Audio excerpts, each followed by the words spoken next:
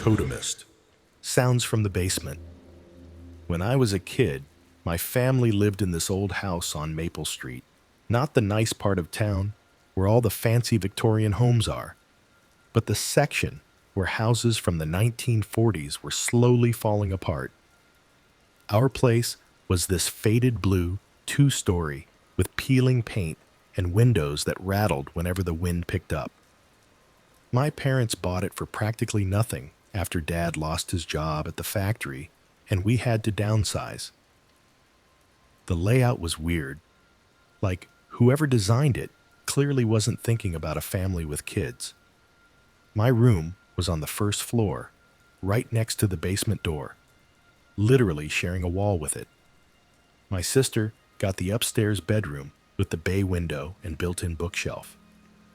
I was always jealous of that, especially after what started happening. My grandpa, Mom's dad, had moved in with us about a year before all this. He was this quiet, kind of serious guy who spent most of his time in the basement. He'd converted it into this workshop where he'd build these intricate wooden birdhouses and restore old furniture. I can still remember the smell of sawdust and varnish that clung to his flannel shirts. I used to sit on the basement steps sometimes, watching him work while I played with my Game Boy. He didn't talk much, but occasionally he'd call me over to help hold something or hand him a tool. "Come here, buddy," he'd say in that gravelly voice of his. Those were good moments. Then in the winter, right after Christmas, Grandpa had a heart attack. It happened so fast. One day he was in his workshop, the next he was gone. My parents packed up most of his tools, donated some stuff to the church, but nobody really touched the basement after that. It just became this empty space where Grandpa used to be. About 3 weeks after the funeral, I woke up in the middle of the night thinking I heard something. At first, I figured it was just the house settling or the heating system kicking on. Old houses make all kinds of noises. But then I realized it was coming from the basement. It sounded like work.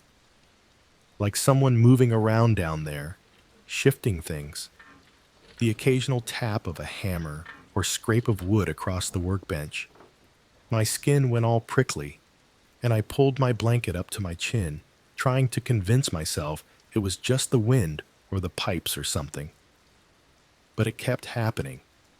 Not every night, but maybe once or twice a week. Always after midnight. Always when everyone else was asleep. I started sleeping with my desk lamp on, keeping my bedroom door shut tight. One morning at breakfast, I finally got up the courage to ask about it. "Is there something in the basement?" I asked, pushing my Cheerios around in the bowl. My mom looked at me with this weird expression. "What do you mean?" "I hear noises down there sometimes, at night, like someone's working." My dad exchanged this look with Mom that I couldn't read. "It's just the house settling, kiddo," he said, rustling my hair as he got up to refill his coffee. "These old places make all kinds of sounds." But I could tell they were concerned.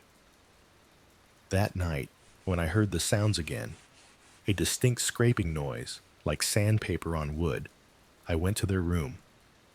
Dad got up, grabbed the baseball bat he kept in the closet, and we both went downstairs. He flipped on the basement light, and we went down together. The basement was exactly how it had been left. Grandpa's workbench against the wall, a few tools still hanging on the pegboard, empty except for some boxes of Christmas decorations and old photo albums. Nothing was disturbed. Nothing was out of place. "See?" Dad said, clearly relieved. "Just the house making noises." But I knew what I heard, and it kept happening. About a month later, I woke up to the sound of someone calling my name. It was faint, like a whisper, but I recognized it immediately. That gravelly voice saying, "Come here, buddy." My heart was pounding so hard, I could feel it in my throat. I was terrified, but something made me get out of bed. I crept to my door, opened it just a crack, and peered out into the dark hallway. The basement door was slightly ajar, a sliver of darkness between the door and frame. I should have run to my parents' room. I should have dove back under my covers. Instead, I found myself walking toward that door like I was being pulled by an invisible thread. My hand shook as I pushed the door open wider. The basement stairs disappeared into darkness below. I fumbled for the light switch, but when I flipped it, nothing happened. The bulb must have burnt out. "Grandpa," I whispered, my voice small in the darkness. That's when I saw it. A shadow at the bottom of the stairs. But not just any shadow. This one, weird. It didn't move like shadows should. It had depth, substance. It swayed slightly, like someone standing still but breathing. And the shape. I recognized that slouched right shoulder, that slightly tilted head. The silhouette of someone I'd watched for hours on end, someone who shouldn't be there anymore. As I stared, frozen, the shadow raised what looked like an arm, a gesture I'd seen 1,000 times before, beckoning me closer. And then that voice again, clearer now, floating up from the darkness like it was traveling through water. "Come here, buddy. I want to show you something." I swear the temperature dropped 20 degrees in that moment. I could see my breath fogging in front of my face, even though it was April. I took one step down, then another. The stair creaked under my weight. I was shaking so bad, I had to hold onto the railing. But then, from upstairs, I heard my mom call my name. The real world rushed back in, and panic hit me like a wave. I scrambled backwards, slammed the basement door shut, and ran upstairs. I begged my sister to switch rooms with me the next day. Told her I'd give her my Nintendo and do her chores for a month. She thought I was being weird, but agreed. My parents were confused, but didn't fight it. After I moved upstairs, I never heard the sounds again. My sister never mentioned hearing anything strange, and I never told her why I really wanted to switch. Delivery after delivery. This whole thing started about 2 months ago, and I still get nervous whenever my doorbell rings. I'm doing my PhD in biochemistry at Northwestern, and honestly, between lab work, teaching undergrads, and trying to write my dissertation, I barely have time to breathe, let alone cook actual meals. My apartment is this tiny studio about a mile from campus. Nothing special, just enough space for my books, my laptop, and the mountain of research papers I'm constantly drowning in. The kitchen is practically decorative at this point. I think I've used the stove maybe 3 times since I moved in last year. Like most grad students surviving on a pathetic stipend, I basically live on takeout. DoorDash, Uber Eats, Grubhub, whatever, has the best promotion that week. I'm not picky. Chinese one night, Thai the next. Maybe a sad salad if I'm feeling guilty about my eating habits. You know how it is. For the longest time, I never really paid attention to who was delivering my food. They were just random faces, different people every time. Sometimes it was college kids my age, sometimes older folks with that gig economy hustle. I'd say a quick thanks, grab my food, and that was it. Transaction complete. That all changed last month during midterm season. I'd been in the lab for like 14 hours straight, hadn't eaten since morning, and was practically hallucinating from hunger by the time I got home. I ordered from this Thai place a few blocks away. Pad Thai and spring rolls. my usual comfort food when my brain feels like it's going to explode. The app said 30 minutes, so I jumped in the shower quickly. When I got out, I had that notification saying the driver was approaching. I threw on some sweatpants and a Northwestern hoodie, not bothering to dry my hair properly. The doorbell rang right on time. I opened up, and there was this guy, maybe mid-30s, average height, wearing a plain black jacket with no delivery company logo or anything. "Sarah?" he asked, holding out my food bag. I nodded and reached for it, but he held on to it for just a second too long. "Long day studying?" he asked, finally letting go of the bag. "Yeah, something like that," I replied, already starting to close the door. I wasn't in the mood for small talk. "Biochemistry, right? That's gotta be tough," he said. That stopped me. I don't remember ever mentioning my field to any delivery person. Maybe he saw my textbooks through the door. My apartment is small enough that you can basically see everything from the entrance. "Yeah," I said, forcing a smile. "Thanks for the food." I closed the door, locked it, and tried to shake off the weird feeling. People make small talk all the time, right? Maybe I'd ordered from that restaurant before and mentioned it. I couldn't remember. 3 days later, I ordered pizza from a completely different place. I wasn't even thinking about the previous delivery until I opened the door, and I swear I'm not making this up. It was the same guy. Same blank smile. Same black jacket. "Finals coming up soon?" he asked as he handed me the pizza, like we were continuing our previous conversation. No, midterms just finished," I said, taking the box quickly. "Must be nice to get a break," he replied, not moving from my doorway. "You usually order pad thai, don't you? Switching it up tonight?" My mouth went dry. How would he know that? I use different apps, different restaurants. The odds of getting the same delivery person multiple times in a row are pretty slim in Chicago, and he remembered my specific order? "Yeah, just wanted something different," I mumbled, already closing the door. "Thanks." That night, I couldn't sleep. I kept thinking about how he knew what I usually ordered. I tried to rationalize it. Maybe he worked for multiple delivery services. Maybe it was just a coincidence.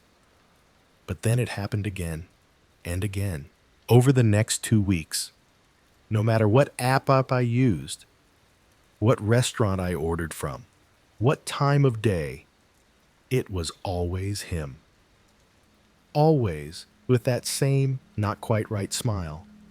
Always with another personal question that showed he knew just a little too much about me. "Working late again tonight? How's that experiment going? You haven't ordered in 3 days. Been cooking?" Each time, my responses got shorter, and I closed the door faster. Each time, he seemed to linger a little longer at my doorstep. Last Tuesday was when things went from creepy to terrifying. I'd had a brutal day. My advisor tore apart my research proposal. One of my cultures got contaminated, and I was running on maybe 4 hours of sleep. I ordered sushi around 9 p.m., not even caring about whether he would show up again. Sure enough, the doorbell rang, and there he was. But this time, something was different. His smile was wider, more confident somehow. "Rough day, Sarah?" he asked, handing me the sushi. "You look exhausted." I nodded, too tired to even be freaked out anymore. "Thanks," I said, starting to close the door. But he put his hand on it, stopping it, not pushing, just preventing me from closing it. My heart started hammering against my ribs. You know, he said, his voice lower now, I've been delivering to this building for years. I know all the apartments. Yours used to have terrible water pressure in the shower, but they fixed that last summer, right? How could he possibly know that? I need to go, I said, my voice barely a whisper. He smiled again. Of course. Enjoy your spicy tuna roll. That's your favorite, isn't it? Though sometimes you get the rainbow roll instead. And then, before I could react, he just stepped inside. Not aggressively, not rushing. He just took one casual step over my threshold like he'd been invited. Nice place, he said, looking around. Smaller than I imagined, though. Hard to fit all your research materials in here, I bet. I wasn't breathing. My body was frozen in place, hands still on the doorknob. Run? Scream? My brain couldn't decide. You should really lock your windows at night, he continued, glancing toward my tiny kitchen window, especially the one above your desk. Anyone could just slide it open from the fire escape. That was it. Something snapped in me, and I found my voice. Get out, I shouted, surprised by how steady I sounded. Get out right now, or I'm calling campus security. He looked at me for what felt like forever, that smile never wavering. Then he shrugged. Just looking out for you, Sarah. It's not safe out there. He backed toward the door slowly. Enjoy your sushi. Maybe order the pad thai next time. You seem to sleep better after the pad thai. How did he know when I slept well? After he left, I slammed the door, locked it, put the chain on, and shoved my desk chair under the handle. Then I ran to my window and made sure it was locked. It was. Had it always been? I couldn't remember. I didn't eat the sushi. I didn't sleep either. I sat on my bed all night with my phone in one hand and my pepper spray in the other. That was a week ago. I haven't ordered delivery since. I've been surviving on granola bars and whatever I can grab from the campus cafeteria. I take different routes home every day. I check the locks twice before I go to bed. I close my blinds as soon as I get home. Yesterday, I got a text from an unknown number. Missing your pad thai? The offer for delivery is always open. I changed my phone number this morning. I'm thinking about changing apartments too, but I can't afford it on my stipend. For now, I'm just trying not to be alone in my apartment as much as possible. The thing that keeps me up at night isn't just the stalking, though that's terrifying enough. It's wondering how long he was watching me before I noticed. How many times did he deliver my food before I realized it was always the same person? What else does he know about me? And the worst thought of all, what if he's not really a delivery driver at all? The long walk home. So I work at this tech support call center downtown, and my shift ends at 11 p.m. Not ideal, I know, but the night differential pay makes rent a little easier. Anyway, I usually walk home after work. It's only about 15 minutes, and I've always felt safe in my neighborhood. Well, I used to, at least. It was a Thursday night in October. One of those nights where it's not quite cold enough for a heavy jacket, but the wind still cuts through you. The streets were pretty much empty, just how I like them. No crowds, no noise, just me and my thoughts. I was maybe 4 blocks from my apartment when I noticed something happening in the alley between the old bakery and laundromat. At first, I thought it was nothing, maybe just some people hanging out. But as I got closer, I could make out what was actually going on. There were these two guys, both pretty big, and they were beating up this smaller guy, like really going at him. I could hear the smaller guy making these awful noises, trying to protect himself, but not really able to. My stomach dropped. I'm not a confrontational person, and I'm definitely not built for fighting. I'm the guy who avoids eye contact with strangers on the bus, you know? I pulled out my phone, thinking maybe I should call for help. But before I could even unlock it, one of the guys looked up and saw me standing there. We locked eyes for a second, and I swear my heart stopped. He nudged his buddy, and they both turned to look at me. The guy they were beating scrambled away while they were distracted, disappearing around the corner. I put my phone back in my pocket and started walking again, faster now. My apartment was so close. Just a few more blocks. I kept telling myself I was fine. Everything was normal. But then I heard footsteps behind me. I didn't want to look back. I really didn't. But I couldn't help myself. I glanced over my shoulder and saw them following me. Not running, just walking with purpose. Like they knew they'd catch up eventually. Keep it together, I whispered to myself. Just keep walking. My building was right there, just ahead. I could see the familiar blue door, the cracked step I always trip on, but something stopped me from going straight home. What if they saw where I lived? What if they remembered? What if they came back? I made a split-second decision and took a right at the next corner instead of going straight. The 24-hour convenience store was just down the block, with people, lights, security cameras. When I changed direction, their footsteps picked up. One of them said something to the other, but I couldn't make out the words. That was enough for me. I started running. My lungs were burning, and I could hear them running too. The store's sign was like a beacon in the darkness, getting closer with each step. I pushed myself harder than I'd ever run before. I burst through the doors, probably looking like a crazy person. The cashier, this older lady named Marge, who's always there on weeknights, gave me a concerned look. "You okay, honey?" she asked. I tried to catch my breath. "Yeah, just thought someone was following me." I pretended to browse the snack aisle while positioning myself where I could see the entrance. 5 minutes passed. 10. They never came in. After about 15 minutes, Marge offered to call me a ride, but I declined. I could see outside, and there was no sign of them.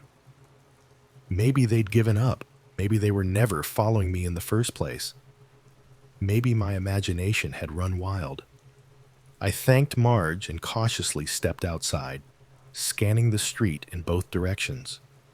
Empty, silent, just the occasional car passing by. Taking a different route home, I stuck to the main streets, well lit and with more people around. I kept looking over my shoulder every few seconds, jumping at every sound. When I finally made it to my apartment, I locked the door, then double-checked it, then pushed my dresser in front of it for good measure. I didn't sleep that night.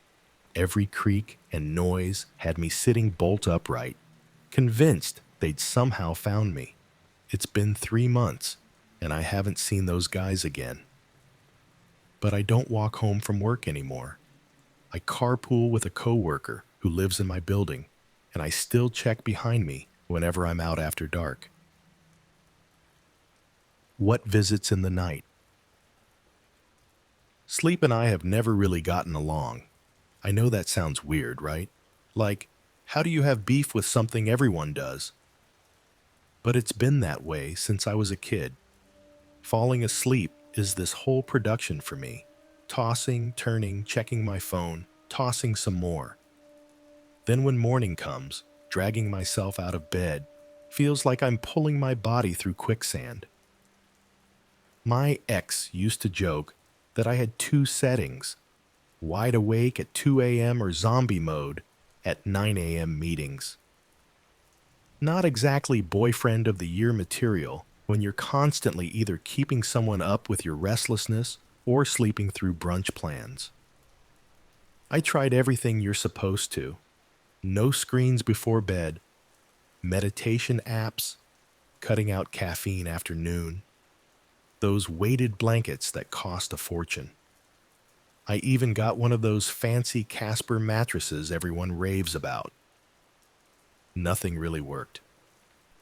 I'd still be staring at my ceiling fan at 3 a.m., while the rest of the world was deep in dreamland.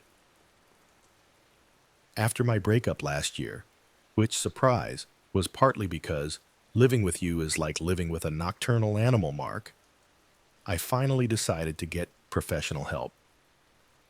Went to my doctor, who referred me to a sleep clinic. I spent a night hooked up to all these sensors while some tech watched me not sleep from behind a glass window. Super normal stuff. The results came back frustratingly inconclusive. Mild insomnia with possible circadian rhythm disruption. Yeah, no kidding. They suggested more of the same stuff I'd already tried, plus some prescription sleep aids that left me feeling like I was underwater the next day. Not exactly a solution when you're trying to keep it together as a project manager at a software company. So, I kind of gave up for a while. Just accepted that sleep and I would never be friends. I'd adapted my life around it. Late night grocery shopping at 24-hour Kroger, Netflix binges, meal prepping at midnight. Night owl life isn't so bad when you embrace it. But then something happened about 3 months ago that changed everything. If you like these stories, feel free to subscribe to the Totemist channel for more. Well, thank you for watching. Technically, Wednesday morning, around 3:30 a.m., I'd finally started to drift off after my usual tossing and turning marathon. You know that weird state where you're not quite asleep, but not really awake either? I was floating in that in-between space when I suddenly realized I couldn't move. Not like too comfortable to move or too tired to move. I mean, I literally couldn't move a muscle. My eyes were open. I could see my room, the street light filtering through my blinds, casting these long shadows across my ceiling. But my body was completely frozen, like someone had poured concrete over me while I was drifting off. My first thought was that I was having a stroke or something. Panic shot through me, but even that felt muffled, like my emotions were covered in cotton. I tried to call out, but my throat wouldn't work. Nothing would work. That's when I realized I wasn't alone in the room. There was a pressure on my chest. Not painful at first, just there. Like when a cat jumps on you, that concentrated weight. Except I don't have a cat, and this pressure was spreading, pushing down harder. I strained to move my eyes, the only part of me that seemed even remotely under my control. In the dim light, I could make out a shape perched on my chest. Not a full form, more like a dense shadow that somehow had weight. The pressure intensified, like someone was slowly placing bricks on my ribcage one by one. Each breath became shallower than the last. My lungs burned. My heart was racing so fast I could hear the blood rushing in my ears. And then it leaned forward. I still can't explain what its face looked like because it didn't really have one. Just these hollow spaces where features should be. But somehow, I knew it was looking at me, studying me with a cold curiosity that felt ancient and patient, like it had done this countless times before. Then it spoke, not out loud. The words just appeared in my head, bypassing my ears entirely.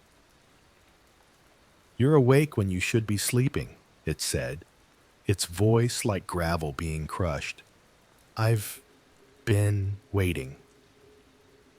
The pain hit then, not the pressure, that was still there, but something deeper, like ice water being injected directly into my veins, spreading from my chest outward. My fingers and toes went numb first, then my limbs. The cold crept inward toward my core, toward my heart. This wasn't just pain, it was a fundamental wrongness, like my body was being unmade cell by cell. I was screaming inside my head, begging my body to move, to fight, to do anything. I focused everything I had on my right hand, willing just one finger to twitch. And suddenly, like a rubber band snapping, I could move again. I jerked upright, gasping for air, my shirt soaked through with sweat. The room was empty. No pressure, no shadow figure, no pain. Just me, hyperventilating in my empty apartment at 3:47 a.m., according to my bedside clock. I didn't sleep again that night, or the next. I called in sick to work for the rest of the week, downing energy drinks to stay awake until my hands shook and my vision blurred. When exhaustion finally won, I'd only allow myself short naps on the couch with all the lights on, the TV blaring for company. I know what you're thinking. Sleep paralysis, right? That's what the doctor said when I finally worked up the courage to tell someone. It's common, apparently. Your body paralyzes itself during REM sleep, so you don't act out your dreams. Sometimes you wake up mentally before the paralysis wears off. Add in some hypnagogic hallucinations, and boom, shadow monsters on your chest. The explanation should have been comforting. Knowing something has a name, a scientific explanation, usually takes away its power. But here's the thing I didn't tell the doctor. The night after it happened, I found 5 perfectly symmetrical bruises on my chest, circular marks, right where the pressure had been. They faded after about a week. I'm on medication now, not just for sleep, but for anxiety too. I've been going to therapy, working through some stuff. My sleep schedule is better. Not great, but better. But sometimes, right as I'm drifting off, I feel the slightest change in pressure on my mattress. The faintest whisper of something settling its weight at the foot of my bed. I force myself awake then, heart racing, and turn on every light in the apartment.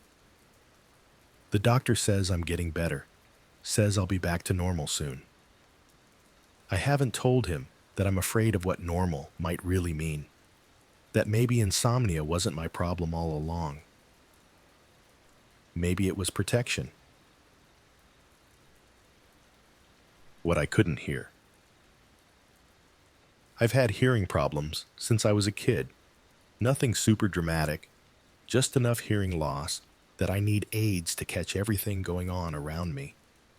Got my first pair in middle school, and you know how middle schoolers can be about anything that makes you different. So yeah, not the best time.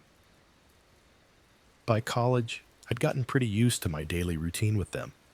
Wake up, pop them in while I'm still half asleep, go about my day, then take them out before bed.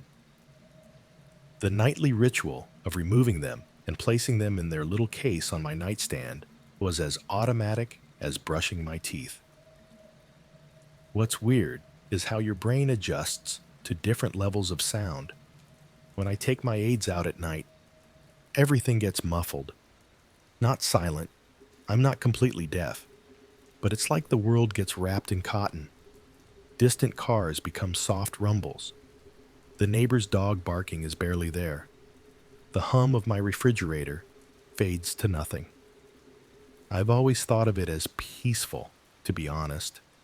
My own personal sound dampener that helps me sleep.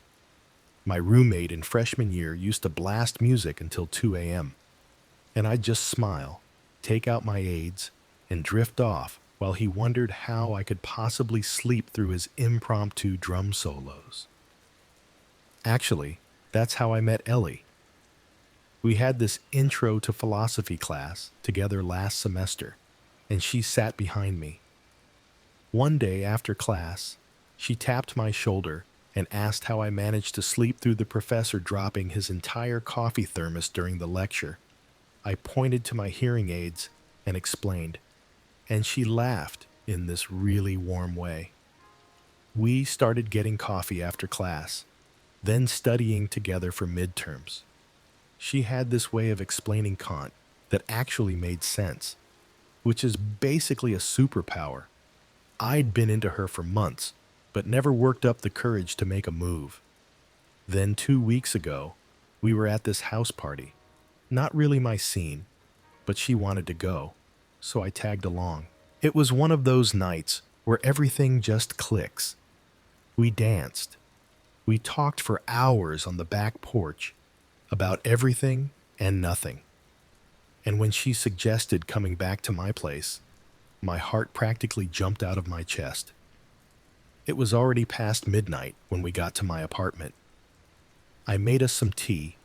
We watched half an episode of some show on Netflix that neither of us was really paying attention to, and eventually made our way to my bedroom. I'll spare you the details, but it was pretty much perfect. We fell asleep around 3 a.m., her head on my shoulder, my arm going completely numb, but me not caring at all. I slept better than I had in months. When I woke up, the sun was streaming through my blinds, and I immediately knew something was wrong. The space next to me was empty, the sheets cold. My bedroom door was wide open, and Ellie was nowhere to be seen. I figured maybe she'd gone to the bathroom or to get some water, so I got up and looked around the apartment. Nothing. Her shoes were gone from where she'd kicked them off by the door. Her coat was missing from the chair she'd draped it over. Even her phone charger had been unplugged from my wall. She had just left in the middle of the night without saying goodbye. I checked my phone, thinking maybe she'd sent a text explaining, but there was nothing. I sent her a quick, "Hey, everything okay?" but it showed as delivered, not read. 3 days passed with no response.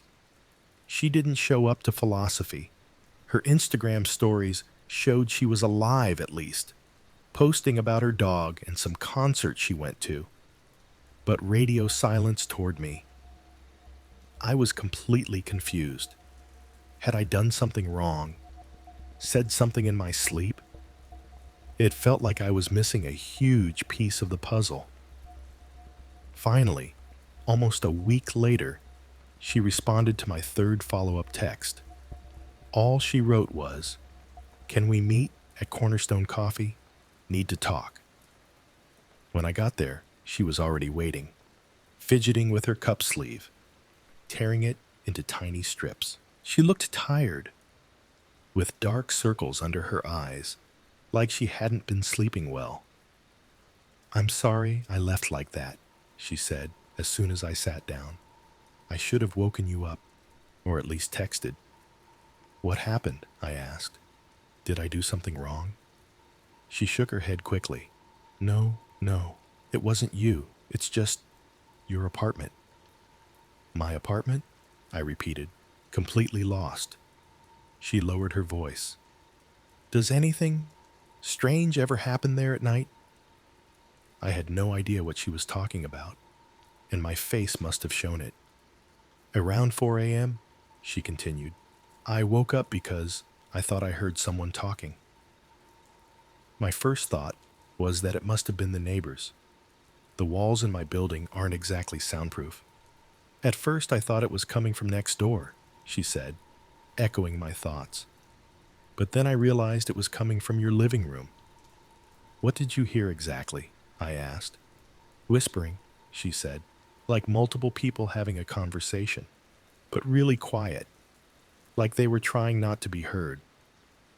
I thought maybe you had roommates you hadn't mentioned, but then I remembered you said you live alone. I did live alone. Had for the past year.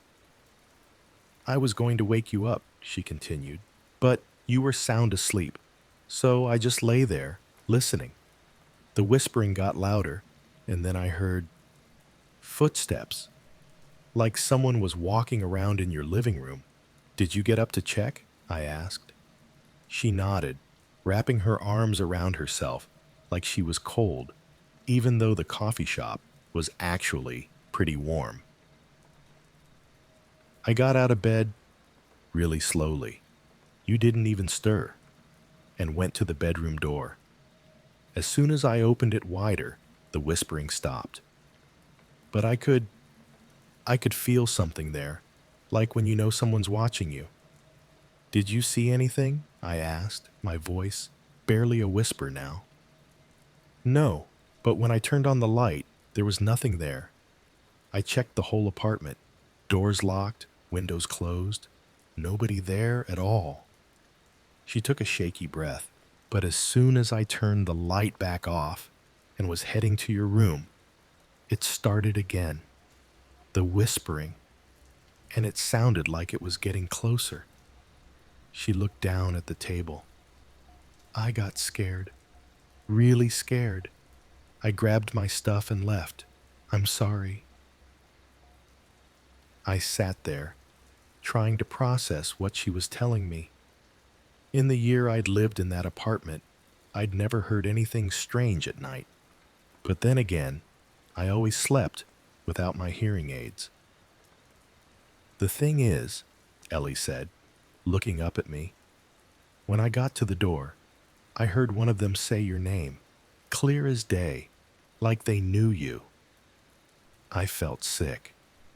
Had there been people or something in my apartment every night, moving around, talking, while I slept through it all, deaf to whatever was happening around me? I'm sorry, she said again. I know this sounds crazy. Maybe it was just the pipes, or the building settling, or something, and my mind played tricks on me, but it felt so real. We finished our coffees in awkward silence. She gave me a quick hug goodbye, but I could tell from her body language that she wasn't planning to come over again anytime soon. Can't say I blame her. That was 2 weeks ago. I haven't heard from Ellie since, despite a couple of texts I sent trying to smooth things over.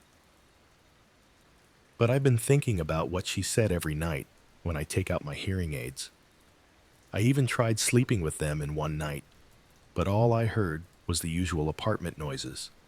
The hum of the refrigerator, cars passing outside, the occasional creak of the building. Nothing unusual, no whispering, no footsteps. Part of me wants to believe it was just her imagination. Maybe she had a nightmare, and it seemed real. But lately, I've been leaving my hearing aids in their case on the nightstand, with the case open, just in case I need to put them in quickly. And sometimes, right as I'm drifting off to sleep, I could swear I feel the mattress shift slightly, like someone sitting on the edge of my bed, watching me, waiting for me to fall asleep. Pranks gone wrong. You ever do something stupid as a kid that you still think about years later? I've got one of those memories that's stuck with me for almost 15 years now. I grew up in this neighborhood called Pinewood Heights, though everyone just called it the Heights. Wasn't exactly what the name suggests. No mansions or fancy cars, just rows of small houses with chain link fences and cracked driveways. The kind of place where people minded their own business, mostly because they had enough of their own problems. My best friend back then was this kid named Ethan. Man, Ethan was something else. Always buzzing with energy. Couldn't sit still for more than 5 minutes. He had this wild, curly hair that his mom was always trying to tame, and these huge front teeth that he eventually grew into. But what really defined Ethan was his love for pranks. Nothing made him happier than watching someone get confused or startled by something he set up. Most of his pranks were harmless: doorbell ditching, hiding plastic spiders in the school library books, wrapping someone's bike in plastic wrap. Stupid kid stuff that got him detention, but never any real trouble. I tagged along sometimes, but I was more of the lookout guy. Wasn't really brave enough to do the actual pranking myself. Our neighborhood had this unspoken map of safe and unsafe houses. Like, Mrs. Wilson would give you cookies if you helped with her groceries, but you stayed far away from the Hendersons because Mr. Henderson would come out yelling if your ball landed in his yard. Pretty standard stuff. But there was this one house at the end of Elmwood Street that everyone knew to avoid. It was set back from the others, with overgrown bushes and a yard full of junk. The guy who lived there was this older man named Mr. Casey. At least that's what the mailbox said. I'd only seen him a handful of times, always from a distance. He drove an ancient blue pickup truck and rarely seemed to leave the house. The adults had all these whispered conversations about him. Some said he was a Vietnam vet with PTSD. Others claimed he'd lost his family in some horrible accident. Kids, of course, made up much wilder stories. That he ate cats, that he was hiding from the FBI, that kind of thing. Looking back, he was probably just a lonely guy with some mental health issues who wanted to be left alone. One Friday night in October, I remember because the Halloween decorations were already up, Ethan stayed over at my house. We were playing Tony Hawk's Pro Skater on my PlayStation until way past midnight when Ethan suddenly paused the game. "Dude, I've got an idea," he said. That familiar, mischievous glint in his eye that always spelled trouble. "What kind of idea?" I asked, already feeling that little twist of anxiety in my stomach. "Let's TP Old Man Casey's house," Ethan said, like he was suggesting we order pizza or something totally normal. I immediately shook my head. "No way. That's a bad idea." "Come on, the guy's a jerk," Ethan insisted. "Last week, when I was riding my bike past his house, he came out and started yelling at me to slow down, called me a worthless punk. I wasn't even doing anything." I still wasn't convinced. "I don't know, man. Don't be such a baby," Ethan said. "We'll be quick. In and out, 10 minutes tops. My brother's got like 6 rolls of toilet paper in his closet." I wish I could say I stood my ground, but peer pressure is a hell of a thing when you're 13. 15 minutes later, we were sneaking out my bedroom window, each with 3 rolls of toilet paper stuffed into our backpacks. The walk to Mr. Casey's house felt longer than usual. The neighborhood was dead quiet, except for the occasional dog barking in the distance. When we reached the edge of Mr. Casey's property, we crouched behind a parked car and surveyed the scene. The house was dark, not even a flickering TV light in the windows. The yard was littered with random junk: an old lawnmower, stacks of newspapers, a broken chair. "Looks clear," Ethan whispered, unzipping his backpack. "I'll take the trees on the left. You get the right." My hands were shaking as I pulled out the first roll. "Let's make it quick." We darted across the street and onto the property. Ethan immediately started throwing toilet paper up into the trees, the white streamers unfurling against the dark sky. I hesitated for a moment before joining in, tossing my first roll over a low-hanging branch. I have to admit, there was a thrill to it, that surge of adrenaline that comes from doing something you know you shouldn't. We had been at it for maybe 2 minutes when I heard the front door creak open. I froze mid-throw, the roll of toilet paper hanging uselessly from my hand. "Who's out there?" a rough voice called out. In the dim light from the porch, I could see Mr. Casey standing in the doorway. He was wearing what looked like pajama pants and a white undershirt, and in his right hand, unmistakably, was the shape of a gun. My blood turned to ice. "Ethan," I hissed, already backing away. Ethan was further up in the yard and hadn't noticed yet. He was still happily throwing toilet paper, completely oblivious. "I see you, you little vandals," Mr. Casey shouted, stepping onto his porch. "I'm going to teach you a lesson." Everything after that happened in a blur. I remember diving behind a thick bush at the edge of the property. I remember Ethan finally noticing and starting to run. I remember the deafening crack of the gun firing, so much louder than in movies, and Ethan crying out. I was paralyzed with fear, curled up behind the bush. Through the branches, I could see Ethan on the ground, holding his arm. Mr. Casey was advancing down his walkway, gun still raised. "Think it's funny to mess with me?" he was shouting. "Think it's a game?" What happened next still haunts me. Instead of helping my friend, I ran. Pure animal instinct took over, and I bolted out the other side of the bush, through a neighbor's yard, and didn't stop running until I reached my house. I scrambled through my window, locked it behind me, and huddled on my bed in the dark, heart threatening to burst from my chest. I was too terrified to call anyone, too ashamed to wake my parents. I just sat there, shaking, wondering what had happened to Ethan.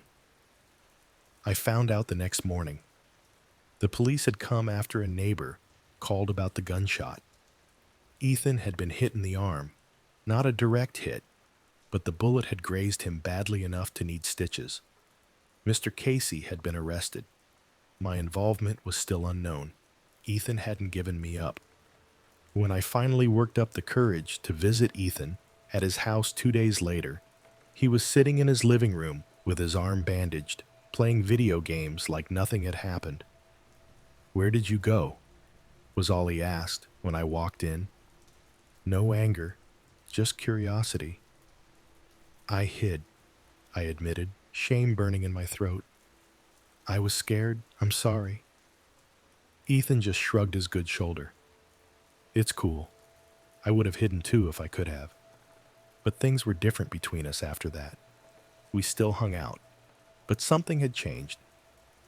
By high school, we drifted to different friend groups. Mr. Casey went to jail for a while. Assault with a deadly weapon. Plus, they found some illegal stuff in his house during the search. The house sat empty for years before someone finally bought it and fixed it up. I never pulled another prank after that night. Some lessons you only need to learn once. If you liked these stories, feel free to subscribe to the Totemist channel for more.